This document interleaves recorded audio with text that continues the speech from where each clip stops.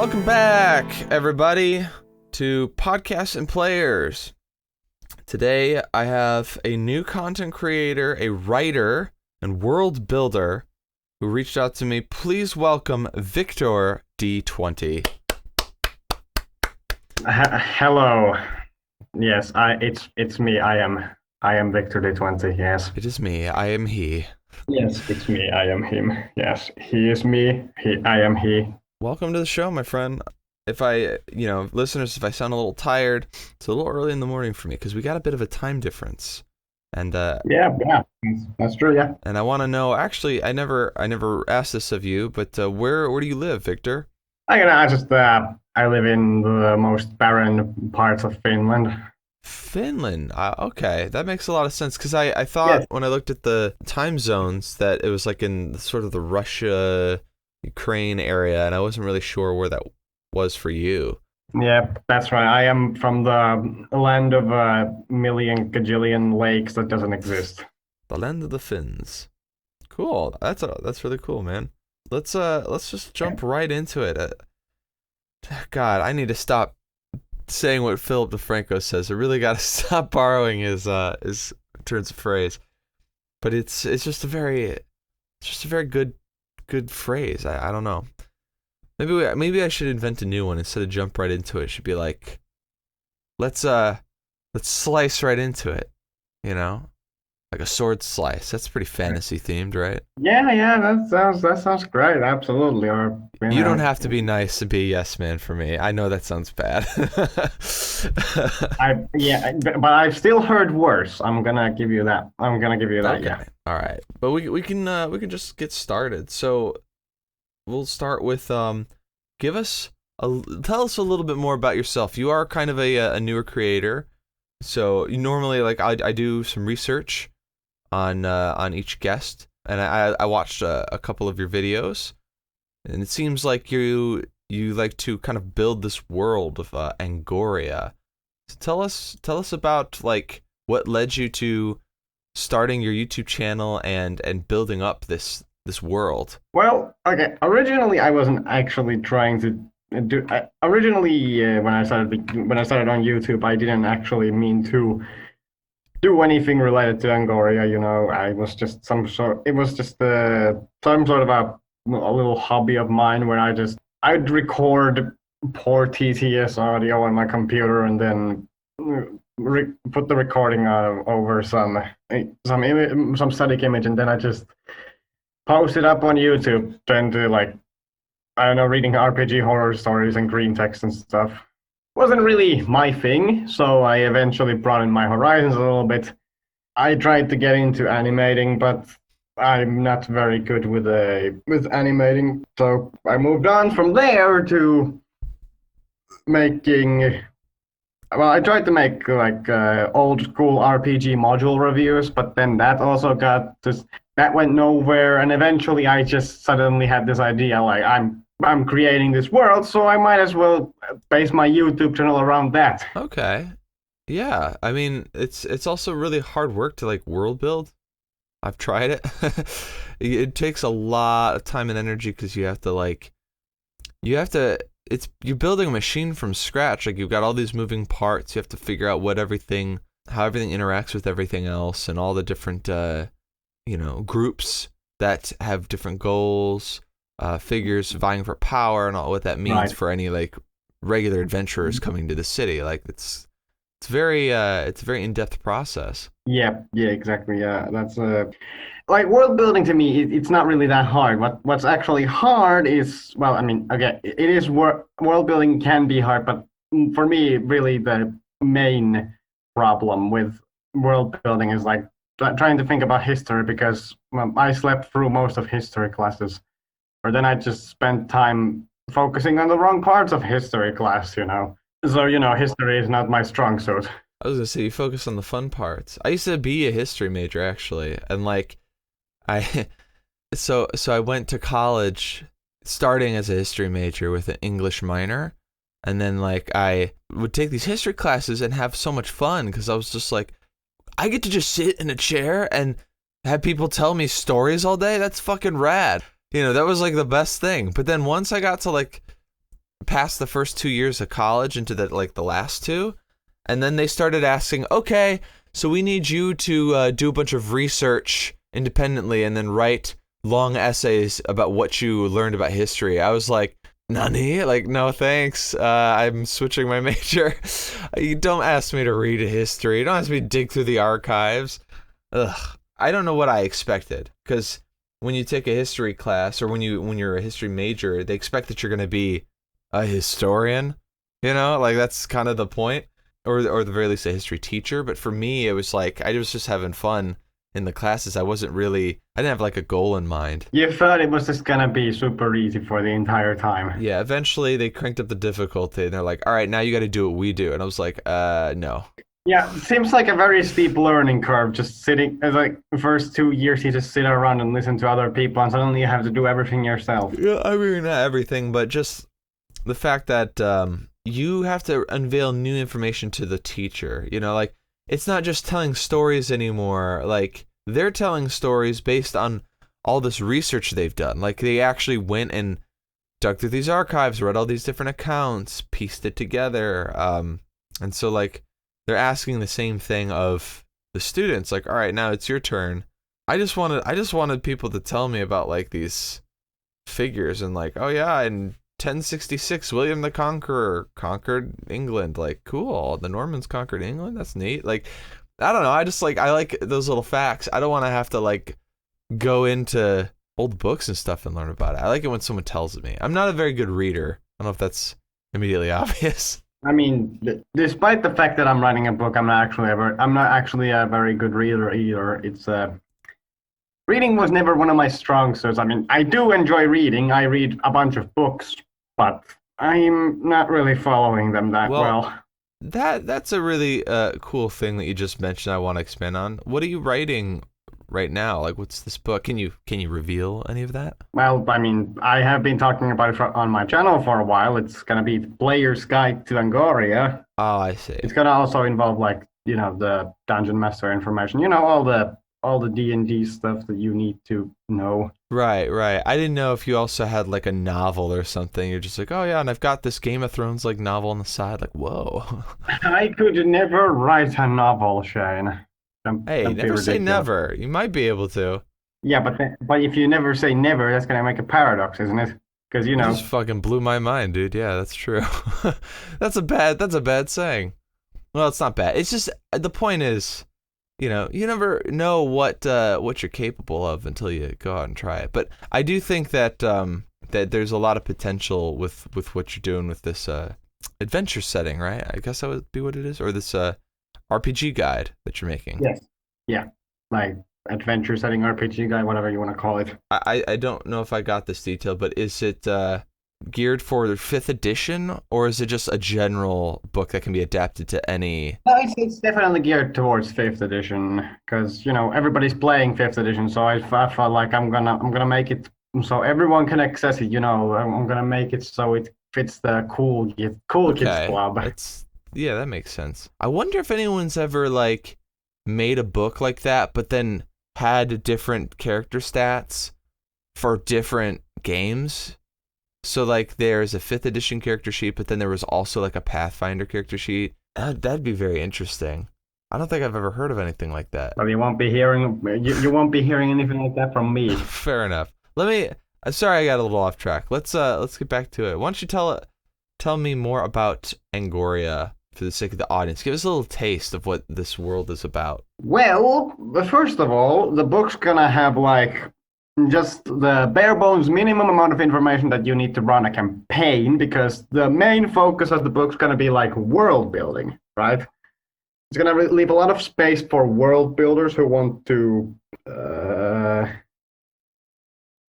what's the word? Are you want them to be able to expand and improvise on the content that you're giving them? Exactly. Yeah, that's the goal of the setting. It's like its primary focus is gonna be on world building, because like my problem with a lot of like 5th edition D&D settings, like Theros, Eberron, Forgotten Realms, especially Forgotten Realms, is that they're a little too well established. There's just not a lot of new stuff in them. Yeah. So with what I'm aiming for with Angoria is that the players and the DM can expand the world as they like please, and of course, like if the book picks up and like if it picks up like speed, if it becomes successful in what it's trying to accomplish, I could definitely see myself publishing some supplementary material for it. Yeah, obviously just like completing it as a task in and of itself.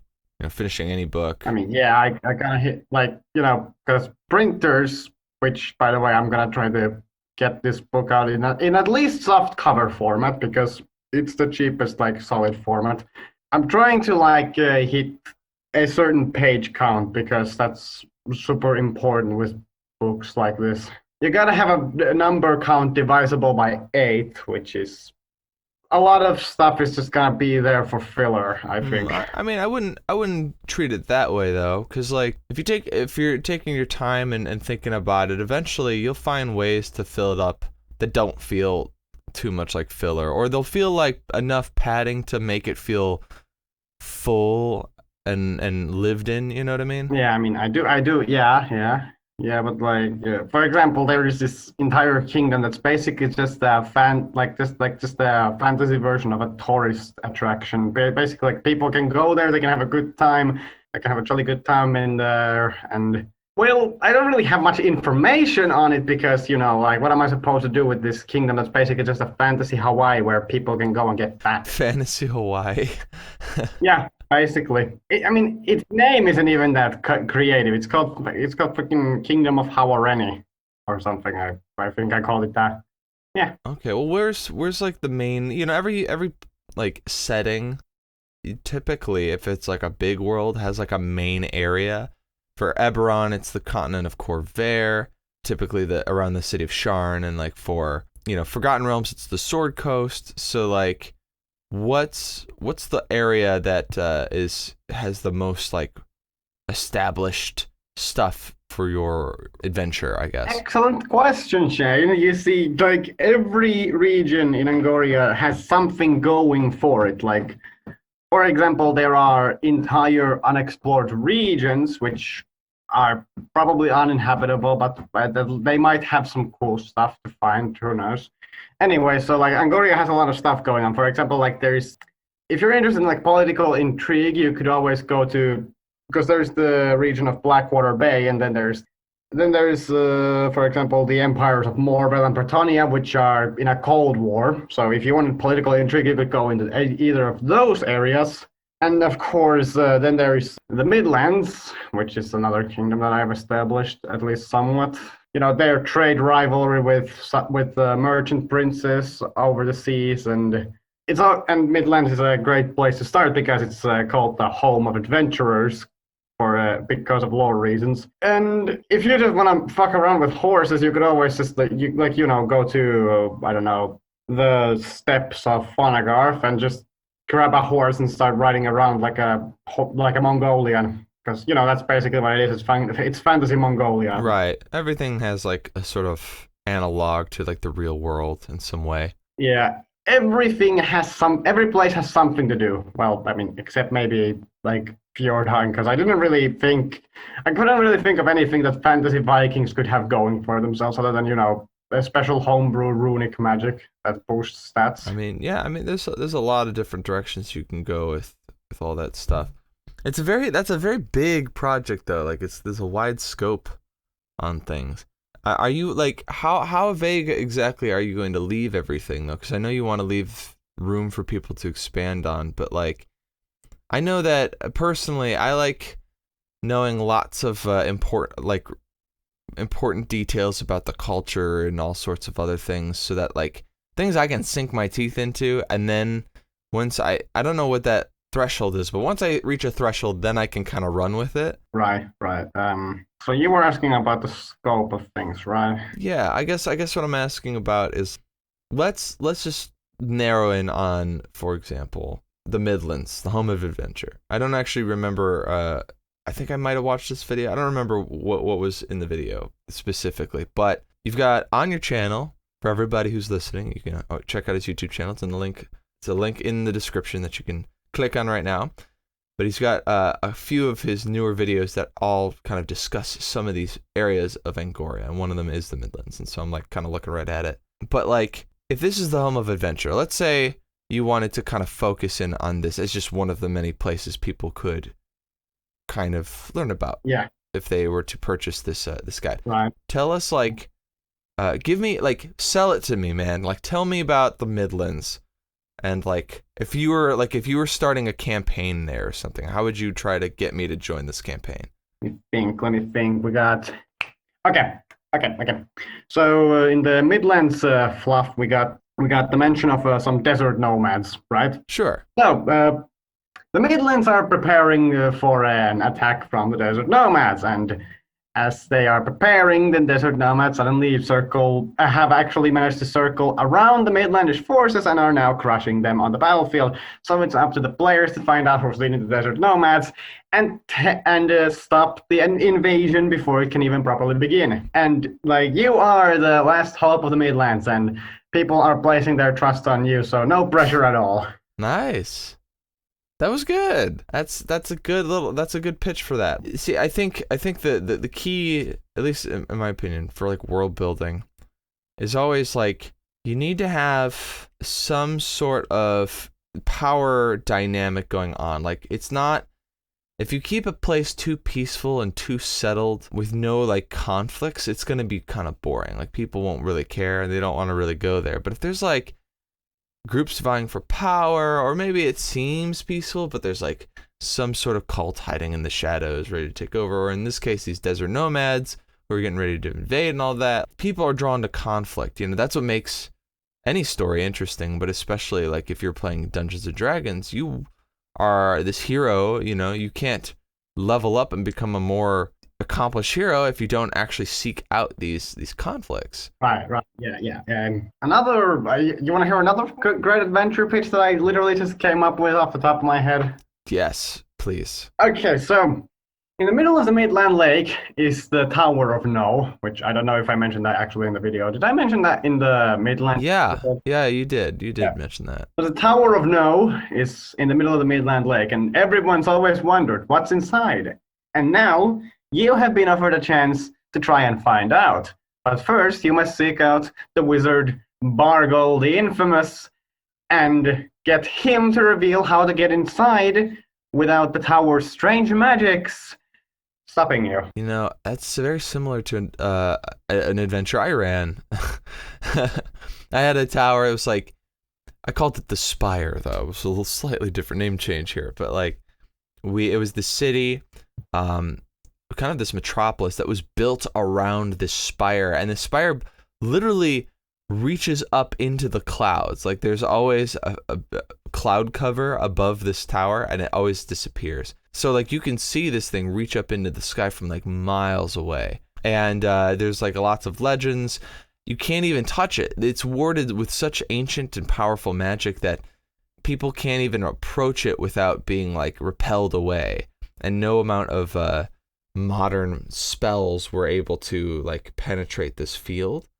The only thing that you could touch was the door, but the door was so magically locked that if you didn't have the right key to open it, and I use using key kind of as a loose word because it's not literally like a key-shaped object, but it's like some sort of object that opens the door. Unless you have that, you can't get inside and see what's in there.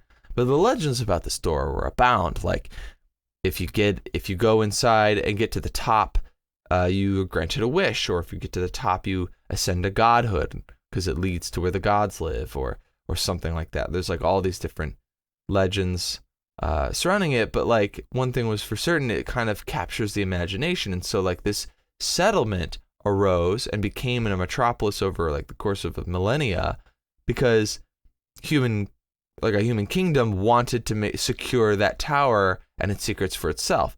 They didn't make very much headway in the secrets part, but they did secure the tower. So it's like kind of like that touristy place that you were talking about, fantasy-wise. Like, people show up to this metropolis to visit the tower and gaze upon it themselves, but nobody's ever been able to get inside until now. And then that's where their adventure is you start off the players doing some unrelated thing, like they're aware the tower exists, but eventually they come across an orb, and that's the fucking key. And so then it's like you have to somehow communicate it to them that this orb will unlock the tower, and if they want to, they can go up it. And if they do, it doesn't actually, you're not actually climbing up like a million flights of stairs to get into the sky. You climb up like 10 or maybe 5. I don't know. 10's kind of redundant, but like climb up 5 and suddenly you're in a different world. And it's actually a tower that connects multiple universes together. Damn. That's cool. Yeah. So like they would start out in this like kind of general fantasy world, and then the next world they'd go into would be whatever the hell I want it to be. It could be a water-based world, like an archipelago or something, or it could be a snowy world or a sky world or whatever, right? And that's, by the way, if anyone thinks this sounds familiar, I ripped this entire idea from Saga, which is a Game Boy game. It was also called the Final Fantasy Legend, and it's basically, this is the story. Like, you get into the tower, and then you go up into all these worlds, and you keep climbing the tower until you get to where God resides, or the creator is, and then you fight God and kill him.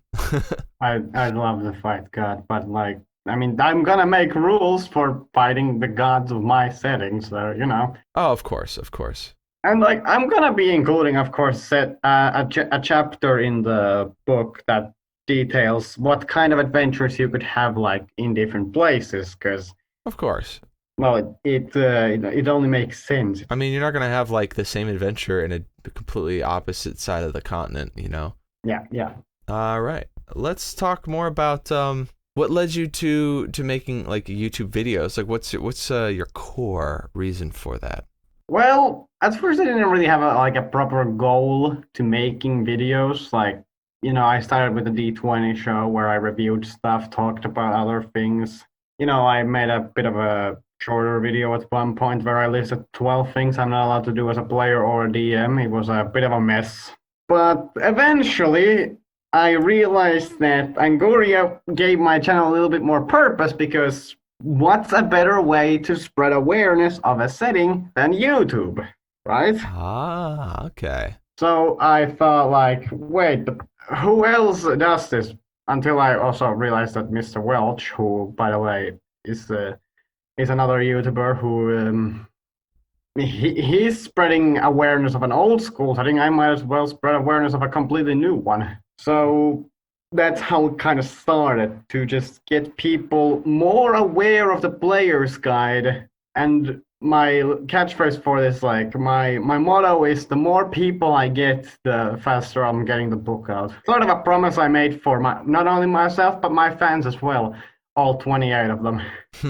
I mean, yeah, that's that goes. I feel like that's very sensible there. I mean, I guess I'm curious. Is this coming from like the drive to create? Personally, I love to create worlds, but I don't think I've ever tried to like share them with other people, other than just talking about it here. Like, I like to, you know, if I inspire other people to homebrew something similar to something I described, that's great. I feel like I've done my work, you know. But like, you're actually making a book. Like, I feel like that's pretty ambitious.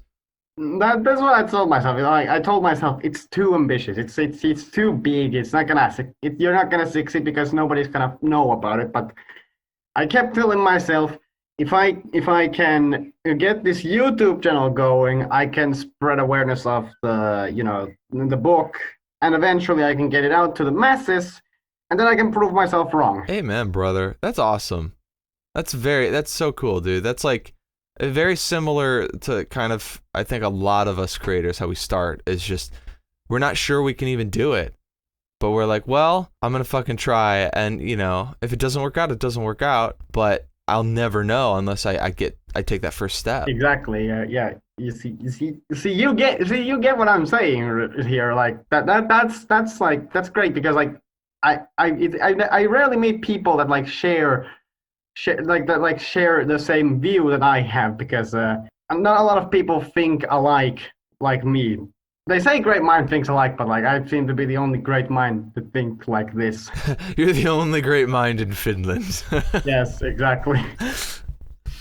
No, I hear you, dude. It's people generally where I am like they're not interested in what I do, but they're supportive.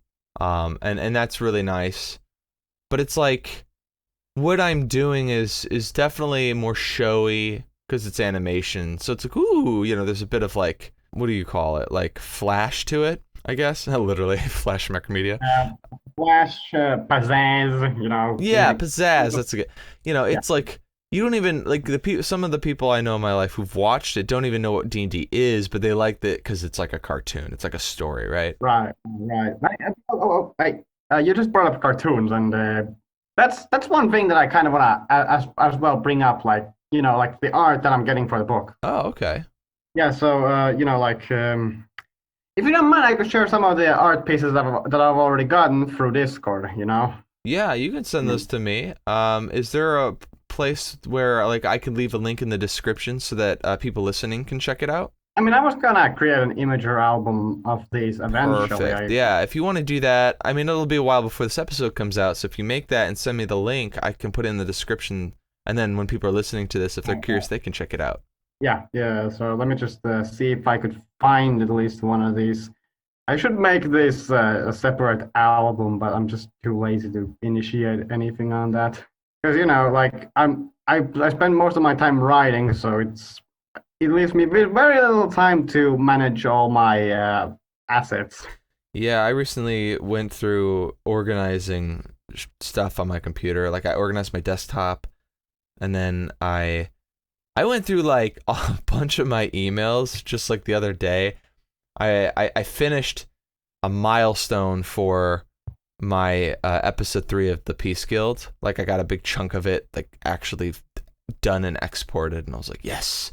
And I'm like, all right, I'm done with that.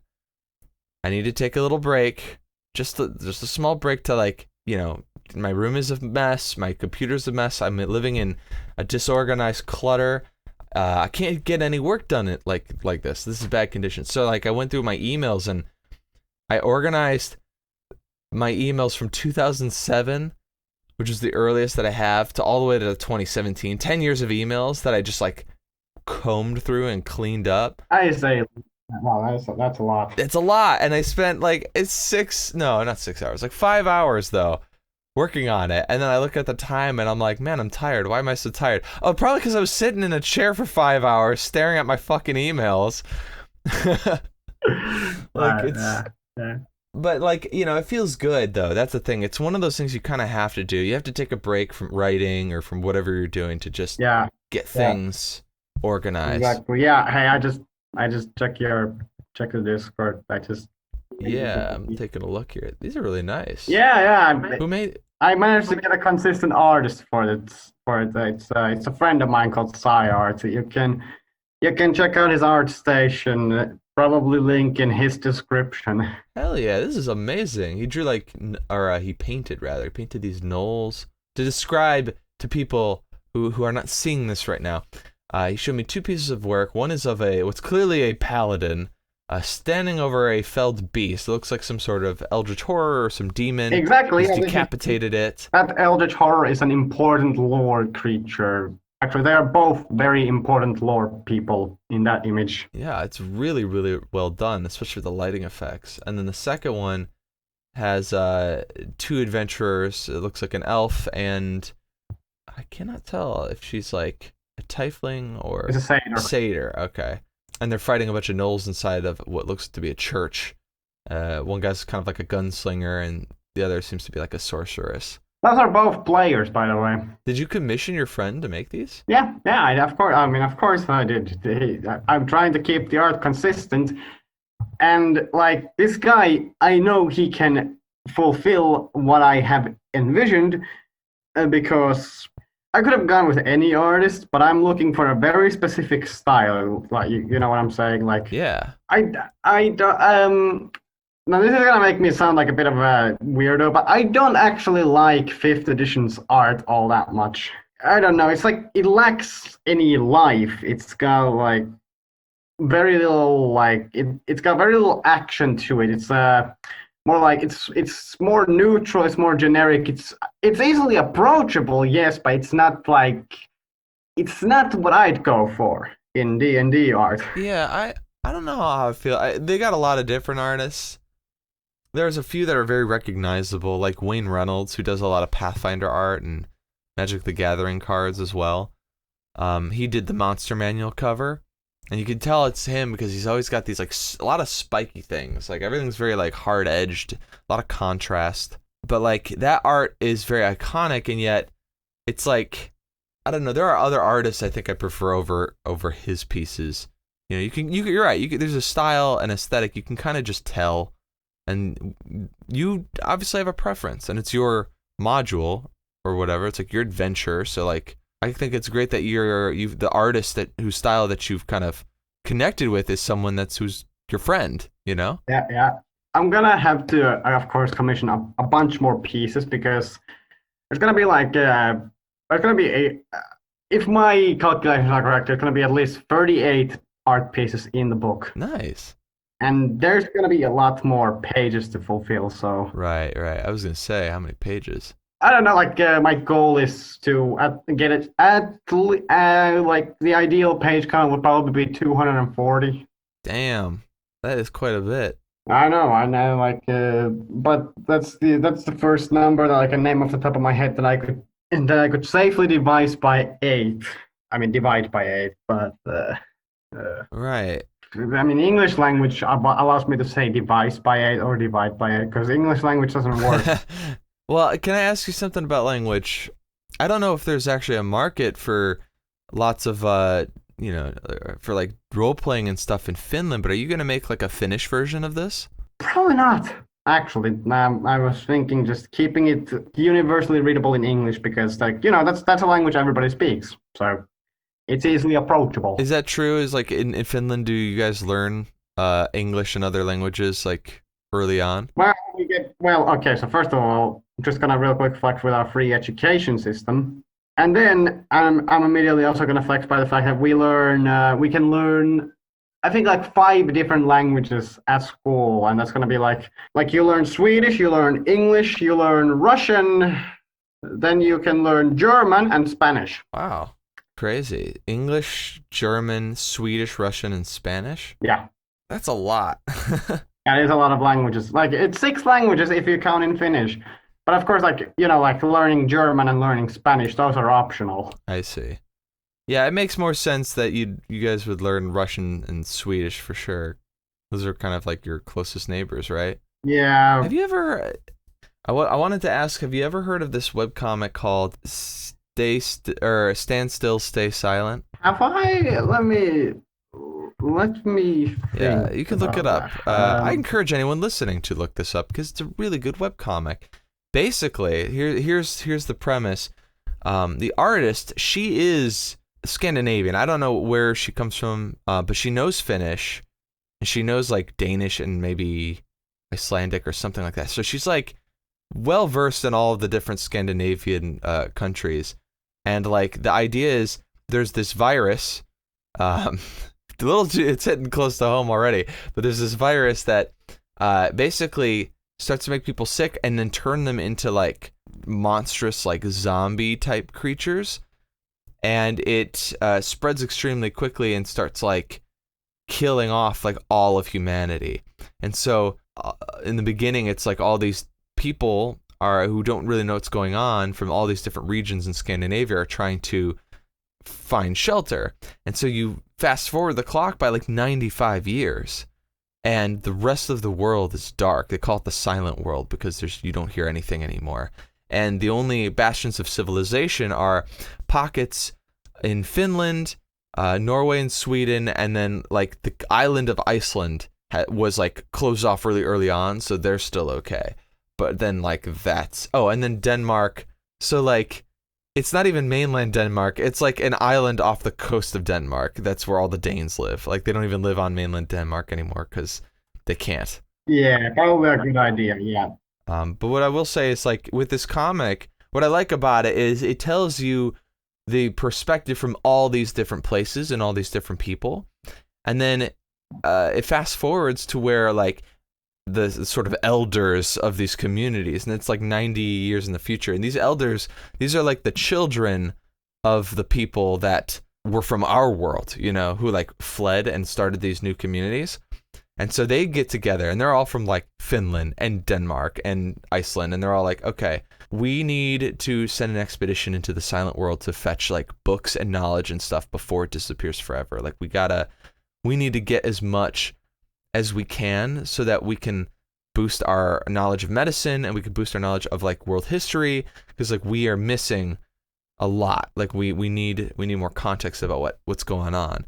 So they basically get like people from all the different places, like 2 Finnish people, someone from Sweden, someone from Denmark, someone from Norway, and then like some Icelandic guy just sort of like what is it called when you is stowaway. He's a stowaway on their ship. So they go to the shore and start to venture into this like hostile silent world where it's basically ruined cities overgrown with like vegetation, and there's all these like infected creatures that are still walking around like cows and stuff, and all these things that are no longer cows. They're like creatures, like monsters. And the cool thing is like they all speak different languages, right? So like when they speak, the creator puts the flag of that country in their speech bubble so you know what language they're speaking. And like there's only like 2 people that can't communicate with anyone, and it's like one of the Finnish people, they only speak Finnish, and then the Icelandic person only speaks Icelandic. So you've got like one person who's sort of a universal translator, and then you've got the people from Norway, Sweden, and Denmark, who all kind of understand each other a little bit, but they like have to ask each other to repeat what they're saying and stuff. I find it very funny and interesting that like they're all trying to work together even though they have all these differences. Well, sounds interesting. I'm definitely gonna check it out. Yes. Anyway, didn't mean to bring that talk about that for so long, but I mean, like you said, it's okay to go off on tangents. that is true. Let's bring it back to it's also cool just because it's like sort of fantasy themed, but it's in the future. But anyway, I digress. Let's get back to Dungeons and Dragons. I want to just ask some general questions now about like your preferences and stuff. Right. Okay. Are you in any campaigns at the moment? Like, are you playing in any? Okay, so as a player, I rarely get to play because, you know, I DM on 4 days a week. Oh, so you're a forever DM. Yeah, it doesn't really leave me much time to play. However, there is this one guy, a complete godsend of a man called Scumbag who lives in Wales. And no, I'm not mocking him. That is his legitimate name. He is Scumbag with a K. Oh, okay. So like Scum, as we call him, Scum is nice enough to was nice enough to let me into his Pathfinder 2nd Edition group, where I'm hoping to get to play a rat folk swashbuckler with a buckler and a whip, because finally I can make the whip an optimal weapon in Pathfinder. I've only tried it once, and it was when I was playing Pathfinder 1st Edition. That was when I learned that you can't make whips optimal ever. Ever.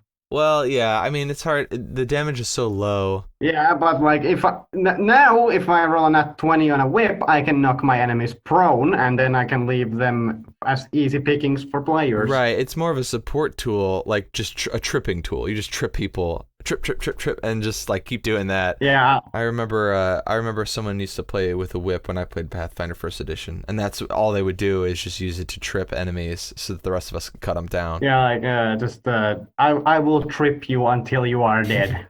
So are you running 5th edition games though, or? Oh yeah, I'm currently running nothing but 5th edition games.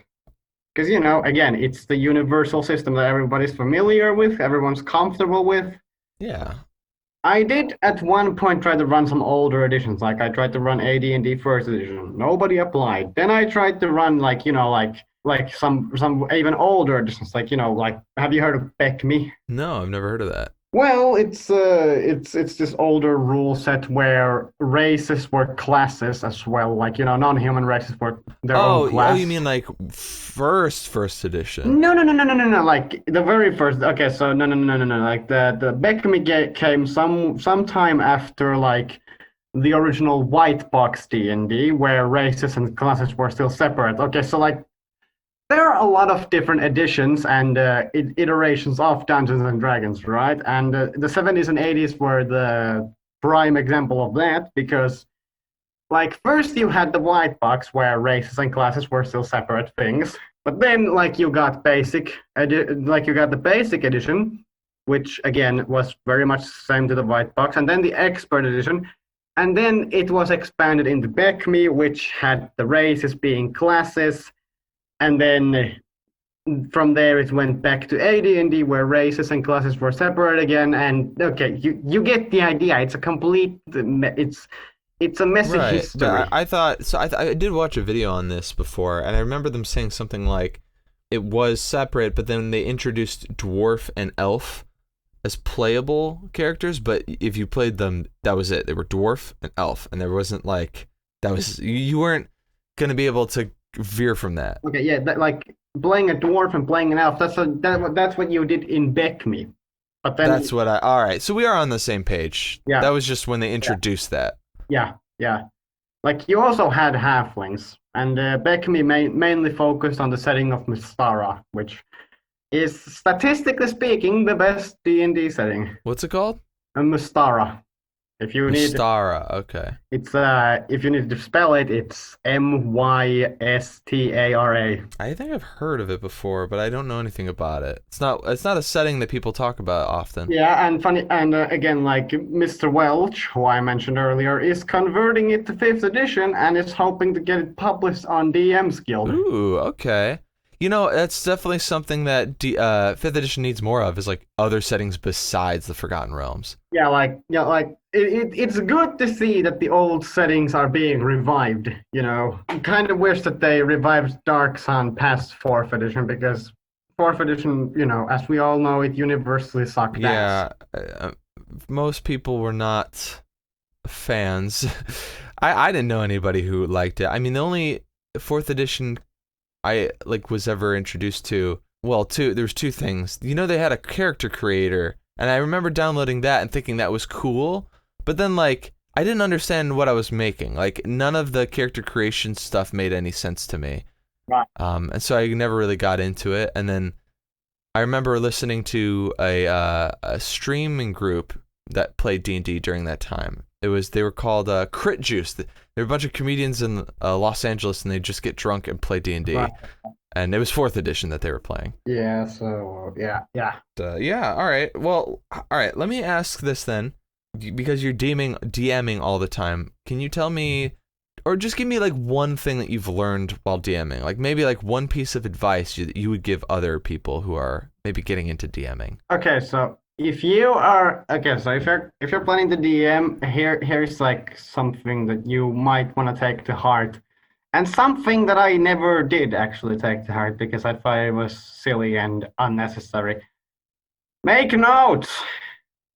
I never do. You know, I just look at whatever I was doing in the last session and I build up from there. Note taking, huh? That is the way to go, you think? Yep, definitely take notes, do some good preparing, like prep, prep your maps, prep your monsters, prep your encounters, and always plan around the derailings. Yes.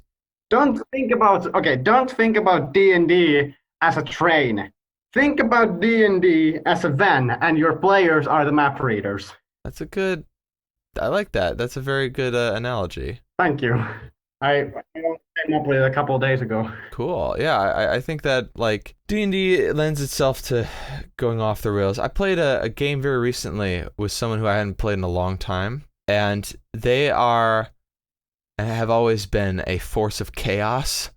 And I thought, wow, I haven't played with this person in a long time. I wonder if their playstyles changed. Nope. They are as murder hobo-y and as chaotic as ever before. Like, they've not changed one bit. And I'm like, So one of the reasons why a lot of my old games never got anywhere was because this person would just go nuts. They just do whatever the hell. They're very impulsive and do whatever the hell they want. And like, okay. You know what I realized was the best way to get people like that in line when I first started DMing. Like, if you had a murder hobo, like I went online once and tried looking up like best ways to tame a murder hobo, and as it turns out, introduced them to the Tomb of Horrors. But is a pretty popular way to get like new players to just like murder hobos to stop the murder hoboing, because if you go into the Tomb of Horrors as a murder hobo, you're not coming back alive. Well, also though, I mean, a lot of people are not going to come back alive, even if they're not murder hobos. It's the Tomb of Horrors. It's known for just killing people mercilessly. I mean, I know, but it's also the best meme ever created by Asirarak, the memer lich. Yeah, for this person though, it's like it's just their play style. It's interesting encountering that again. Like when you play with people who are not nearly as chaotic, who are just kind of like they want to expand on the story. Maybe they have their own like personal goals and stuff they also are trying to fill. But like when you have people who are trying to forward the momentum of the story, and you do that, you're playing with them like all the time. It's a bit shocking or jarring when you interact with someone who just like doesn't follow any story beats. They're just like, I'm doing this now. That's what I'm doing. It's like, are you sure? Like, yep, I already did it. I'm doing it now. I'm in the process of doing it. Can't stop me. I mean, hey, more power to him, I guess. Just less power to him when he dies. Yeah, it's one of those things. You know, you'll always get players like that. And so I think you're right. You got to be ready for derailings and know who you're playing with. You know? Right. Well, I got one last question and then I have to get going. Okay. Just shoot. What to you when playing a game is more important, or most important for you, your enjoyment? Is it the role-playing aspects? Is it the exploration and discovering aspects? The adventuring, like dungeon diving, finding treasures, crafting shit? Or is it the fighting and the battles? Now, Shane, what I'm about to tell, what I'm about to answer to that is gonna shock you. So I hope you're prepared for it. I don't know. Try me. See, when I DM, when I'm running a game, what matters to me is that the players are having fun, and that's usually role playing. Some like combat, some like exploration, some like all of them. So I try to balance it to the players' liking, to the best of my ability. Wow, you're such a good man, Victor. You're so nice. Yeah, no, that's the right. You passed my tests. You got the right answer. Thanks. It was great being on the show. Yeah, it's great having you, man. Thank you for coming on. And for everybody listening, this is Viktor D20. Please go to his YouTube channel and his Twitter. Follow him, support him as he makes more content about Angoria and about whatever else he wants to do. Also buy my book. Well, is it finished yet though? It's not finished yet, of course. Like, but when it's out, buy that book. Yes, when it's out, buy my book and also follow my progress. Yes. Please support Viktor. Thank you everyone who watches Shane's channel, and go check out my channel. I'd appreciate it. Thank you.